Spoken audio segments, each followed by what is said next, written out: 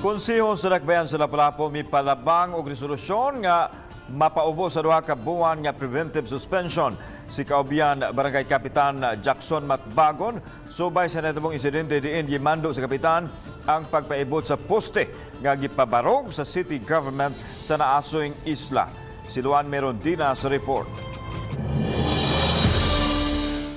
Niadtong Hunyo 10, mi palabang og resolusyon ang konseho nga nag-auhag kang Lapu-Lapu City Mayor Junard Ahongtian nga ipaubos sa preventive suspension sulod sa 60 ka adlaw o duha ka buwan si Caubian Barangay Captain Jackson Matbagon. Base sa naasoing resolusyon, adunay dakong posibilidad nga maimpluwensyahan sa respondent nga si Matbagon ang mga saksi. Ang naasoing kapitan gipasakan og kasong grave misconduct and conduct prejudicial to the best of service subay kini sa nahitabo niya itong hinapos nga bahin sa buwan sa Marso, diin gimando ni Matbagon ang pagpaibot sa usa ka poste nga gipabarog haduol sa usa ka panimay sa sitio Tunga. Ang mayor gyud mo ko ana kay naman sa local government code igo raman may mo recommend da sanggunian of the being was a judicial body igo ra mo recommend ang sanggunian.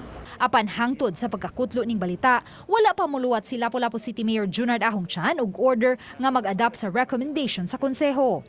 Aduna pa ba'y puruhan nga pasayloon sa mayor si Kapitan Matbagon? Too late na kaayo. Supposed to be sa paghitabo unta atong higayon na nga naingon ato nga nag-viral ang video. Siguro that's just the time na kapila na mi kahigayon nga na nag-abot mi og mga seminars no sa fan. Wala gitay word na gikaniya.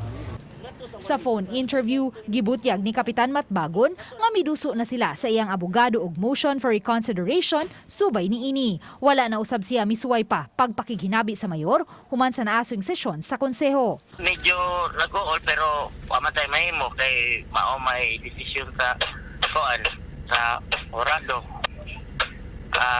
Para mang katarungan nga wala na lang ba tayo katungod ang mga barangay opisyal nga makaipaog ug na itukod sa amo ang barangay gikan sa syudad.